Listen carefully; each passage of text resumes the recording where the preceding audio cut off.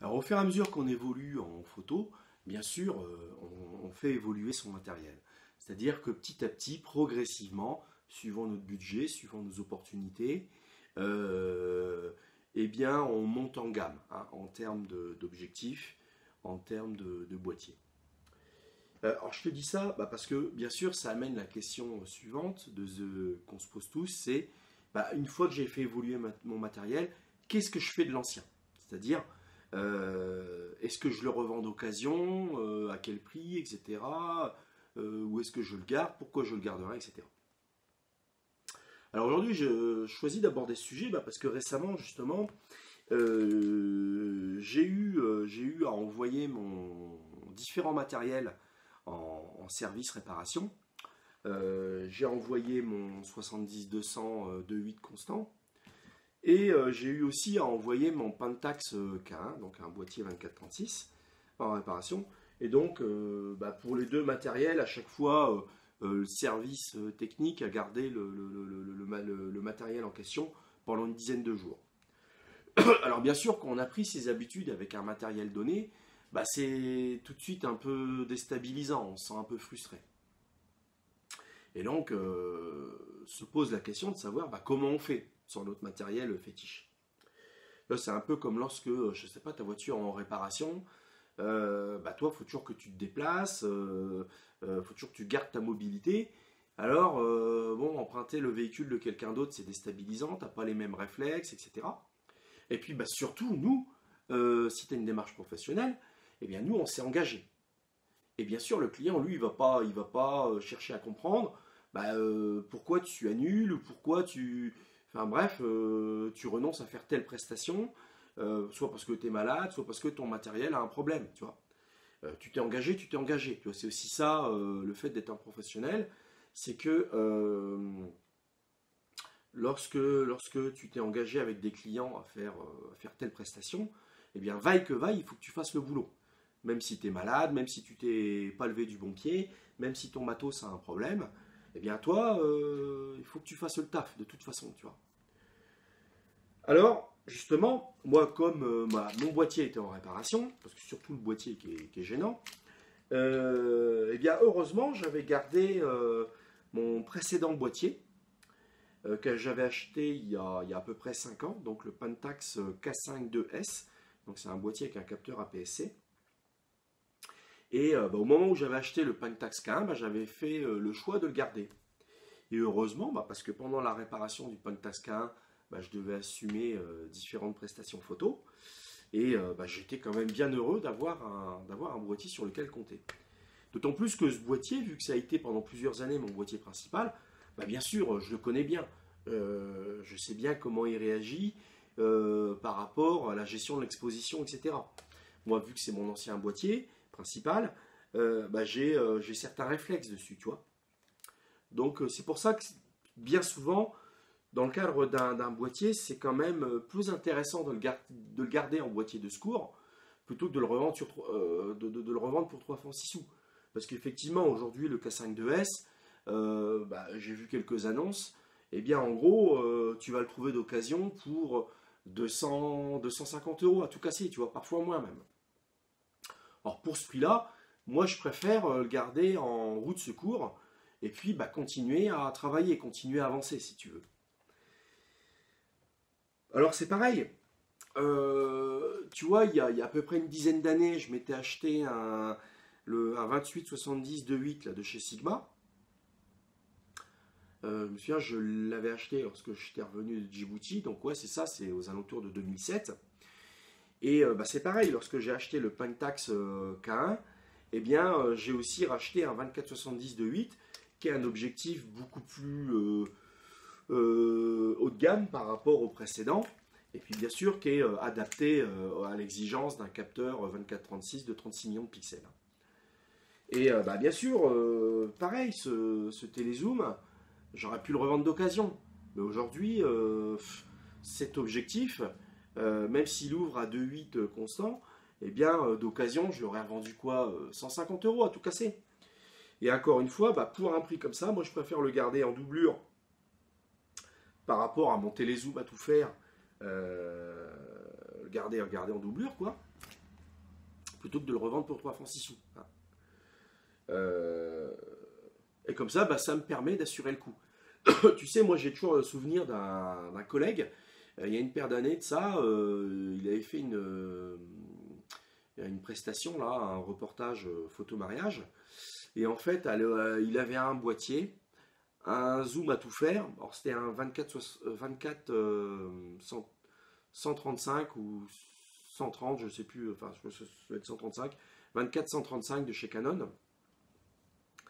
Et pendant le reportage, au moment où il faisait les photos des mariés à la sortie de l'église, lui, il les attendait, enfin, il faisait des photos en bas des marches de la mairie.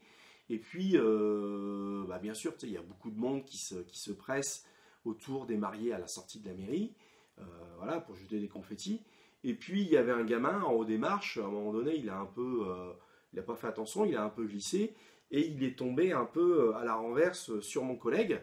Et j'allais dire, heureusement pour le gamin, il est tombé sur l'objectif, donc c'est l'objectif qui a amorti la chute du gamin, sauf qu'au même moment, lui, il avait son zoom déployé, donc le gamin est tombé sur le zoom, qui a amorti la chute du coup, mais bien sûr, avec le poids du gamin, qui était un gamin d'une dizaine d'années, eh bien, ça a légèrement désaxé le fût du zoom par rapport au fût principal. Et donc, bien sûr, il ne pouvait plus se servir de son téléobjectif. Et, bien sûr, ça remettait en question sa prestation. Et heureusement, ce qu'il avait en parallèle, c'était une petite focale fixe, un 50 mm 1.8 là, de chez Canon. Et donc, il a fait le restant de la prestation avec sa focale fixe. Donc, il était quand même heureux d'avoir cette focale fixe. Mais enfin, tu penses bien que dans le cas d'un reportage type mariage, de faire le reportage complet avec un 50 mm, seulement un 50 mm, eh bien, c'est un peu handicapant, quoi, si tu veux. Et donc, lié à ça, effectivement, c'est là que tu comprends que lors de certaines prestations, type reportage, etc., eh bien, franchement, ça ne mange pas de pain d'avoir dans sa voiture un boîtier de secours, des objectifs de secours, eh bien, parce qu'on ne sait jamais ce qui peut se passer. Tu n'es jamais à l'abri d'une chute ou de ce genre de choses, tu sais, dans le flux de l'événement. Et donc, rien que pour ça, tu vois, des fois, tu sais, tout ce qui est téléobjectif un peu à tout faire, tu sais, genre le 24-70 et le 70-200, genre de focale. Bon, quand tu peux avoir ça en doublon, eh ben, j'allais dire, vaut mieux garder le matos plutôt que de le revendre pour 3 francs 6 sous. Donc moi, comme je te disais, donc en parallèle, à peu près au même moment que mon Pentax K1, tu sais, des fois c'est aussi ça, tu as une loi des séries, tu vois. Donc mon Pentax K1, donc je l'avais emmené en réparation parce qu'il avait un problème sur la molette de sélecteur de mode. Pendant 10 jours, donc je l'ai privé de mon boîtier principal. Donc heureusement, j'avais un deuxième boîtier. Mais à peu près au même moment, j'avais amené mon 70-200 en réparation. Il avait un petit problème de diaph. Donc là, c'est pareil, pendant 10 jours à peu près, il était en réparation. Bon, heureusement, en focale, j'allais dire, plus longue que le 24-70, eh bien, j'ai un 18-135, voilà, qui m'a dépanné en tant que téléobjectif.